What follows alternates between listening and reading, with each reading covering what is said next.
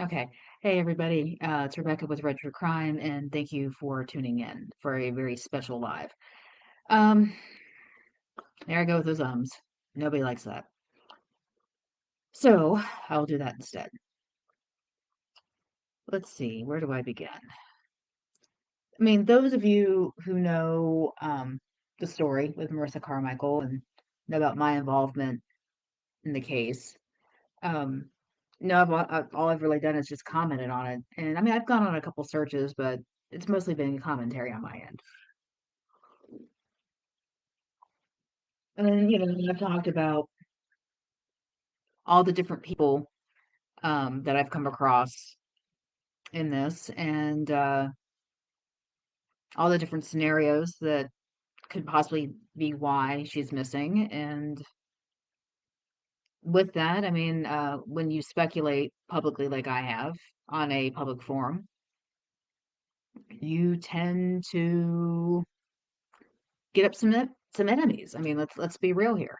Even with people that you work with so closely, can sometimes turn into an adversary. Um, so let me speak on that a little bit.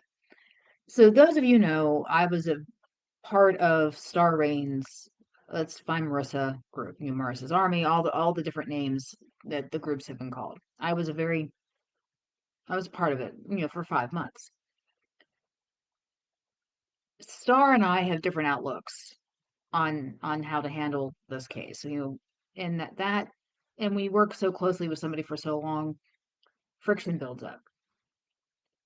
So, and because of my involvement in this case, it brought light to other people, and those other people did not want any light shown on them whatsoever. So, I have gotten some threats. I've posted in a previous video that a person text messaged a phone on my account and said that I need to be where my husband is. I need to be where Marissa is, which is very bizarre because I sent all this stuff over to Greensboro PD when I got it.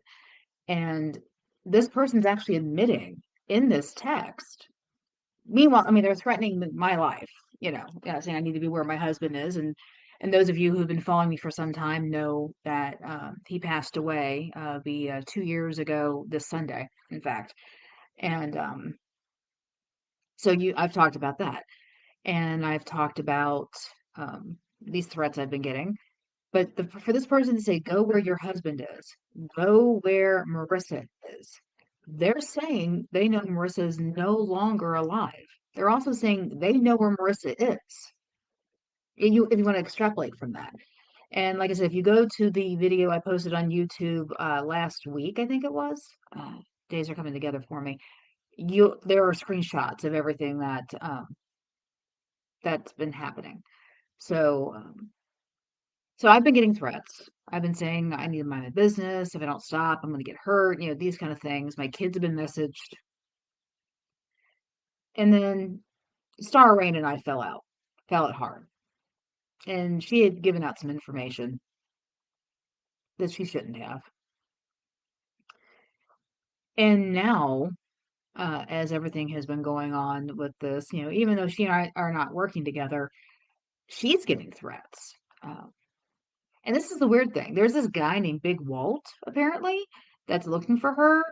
And I don't get that at all because I mean, Star talks a lot of nonsense. So let's be real. And those of you before you come down on me about talking on Star and I have chatted. I have permission to speak about this. So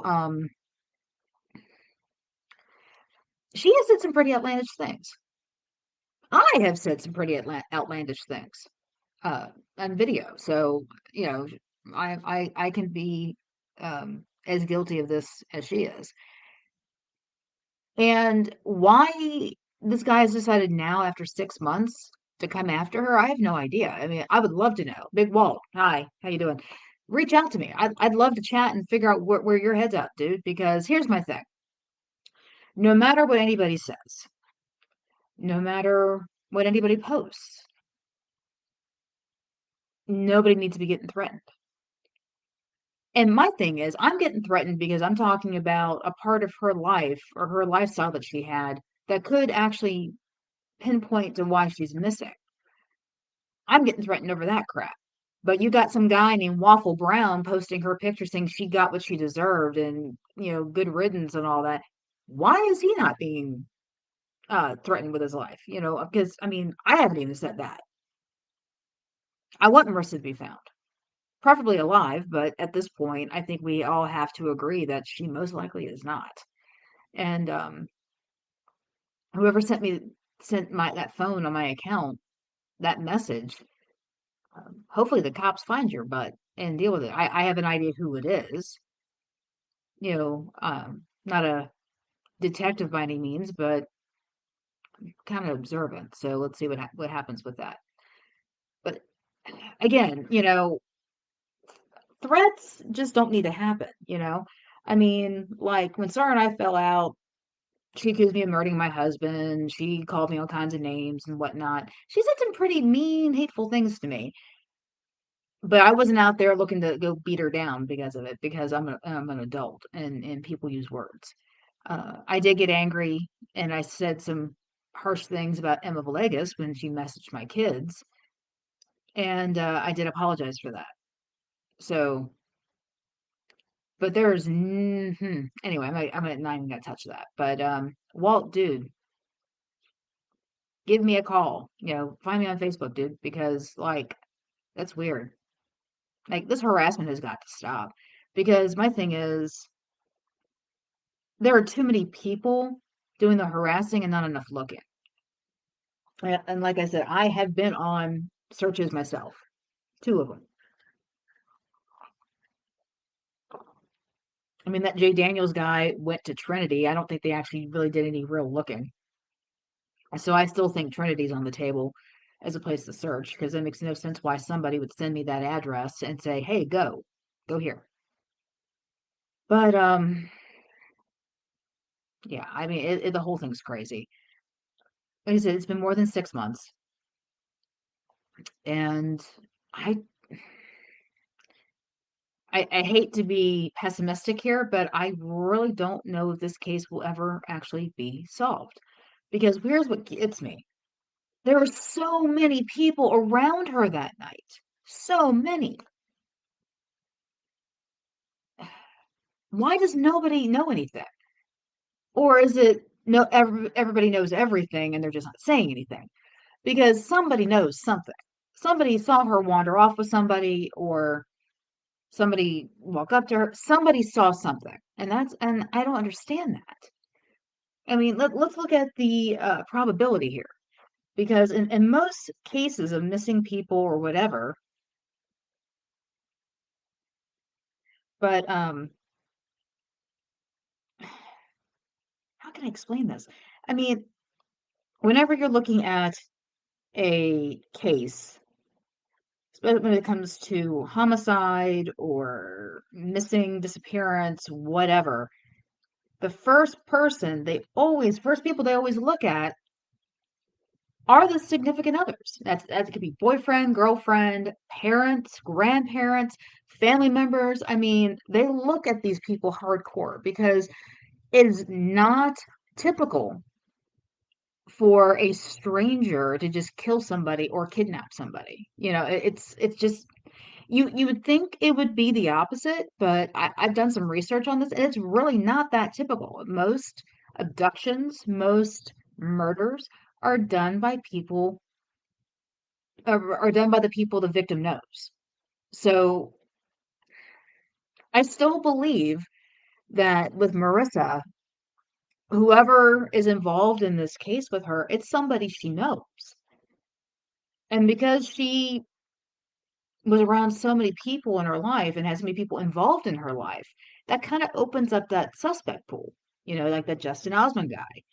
Smoke. I'm sorry, Smoke. I keep talking about you. You're probably getting tired of hearing me talk about you, but you count, okay? I mean, let's just say law of averages, you are automatically in that pool. Mo Dollars is somebody she's had a relationship with. I may not have been like boyfriend, girlfriend, but it was definitely intimate. And she worked with him. He has to be considered. Let's see who else. I mean, Shawnee Lely. I mean, I know the cop said he was just a witness, but at the same time, he is the last person to see her. And he was sending out these text messages to her mother saying, oh, she's at the store, oh, she's asleep. So at what point did she disappear? I mean, you said you dropped her off at Cumberland Court's apartments. Okay, great. Then why is she asleep at like noon or whatever, whenever Sarah calls? That's what I want to know. So, like I said, this harassment has to stop. People care. People want to find this woman. Nobody should be telling anybody to not search, not talk, not speak. When someone goes missing or is gone, the entire world of their life gets exposed. You got people who knew you, people who wanted to know you. I mean, everybody has an opinion, everybody says something. And for people to try to shut down these groups, I mean, early on, people were getting threatened. They made no absolute sense. And I know life has to go on when someone goes missing, but I do think Marissa's family moved on a little too quickly. Just my opinion, but everybody's different. I don't know. Like I said, the whole mess is crazy, and now Star is, being told some dude's looking for her, and that's awful. I mean, like I said, Star and I don't see eye to eye on a lot of stuff, but I wouldn't wish that on anybody. I mean, I wouldn't, because that constant, and like I said, I don't know if this is how Star feels. This is how I would feel. If somebody was basically stalking me to find me. I mean, I would feel so unsafe. I would feel so exposed, so violated, I couldn't handle that. So, and like I said, I don't wish it on anybody because nobody should feel unsafe. Nobody should. But any questions, anybody, comments, or anything, please let me know. I'll be glad to answer any while I kind of throw all this out. I did want to say a couple of things though. My website's still being worked on, and I'm actually going to do two sub channels underneath the Red True Crime. So it's all going to pop up under Red True Crime, but it's going to be different subsets of cases. So I'm going to be doing one series on basically stupid crime, like the stuff that you laugh at when you see stupid people do dumb things and get in trouble for it, that kind of stuff. And then the other one's going to be considered crime of the century. And it's interesting when you look up the term crime of the century, what the definition is. And when you look up crimes of the centuries, you look up, what cases fit that. It's quite a few, and it goes all the way back to basically the let's see, 19th century, which is like the 1800s. So 1800s, 1900s, and now the 2000s. You've got cases that are considered crime of the century. Um, And I guess what I was going to do a whole series on serial killers, but I think the serial killers, a lot of them fall into crime of the century because a lot of those cases, like, I don't know, let's think of one, Ted Bundy, for example, is insane. We're still talking about everything he did, and that happened back in the 70s and the 80s. Craziness how that works out. John Wayne Gacy still gets discussed. BTK, Bind, Torture, Kill guy. Green River killer. And now we've got the new one, the list, Long Island serial killer. That guy that just got found. That's crazy. So, there's going to be more content coming out over time. It's most likely going to end up being almost like 2 to 3 videos a week because of just different scenarios or different topics. But I'm going to be doing that. And Marissa, the poor Marissa. I mean, I think back on Marissa now, if we go back to this topic, I mean, there was a news article that came out saying, oh, she's been gone for 6 months, but there was no new information. All they did was just repeat the same stuff they've been saying since January 14th. And that has to be better. I mean, Somebody has to say something. And what I don't understand is why GPD has not really said a whole lot. Because I mean, you can't sit here and say it's been 6 months now and you guys have no any and not any more information, at least something you can say, you know? I know you've said you're concerned about her and all that other stuff that, when she went missing, but there has to be more to this. There has to be. So, but like I said, and as I digress about things, this harassment of the people trying to assist, try to talk, try to bring Marissa home, needs to stop, you know, because I got asked this question on my YouTube channel that said, how is this going to bring Marissa back? All this back and forth. And you're right, the back and forth doesn't bring her back, but the videos keeping her name out there could potentially bring her back. The women, especially, but people of of color, uh, people who live high risk lifestyles, when things happen to them, they are the lowest priority on an investigative list. And that's, I'm not saying anything about GPD specifically, but like across the country, that happens a lot.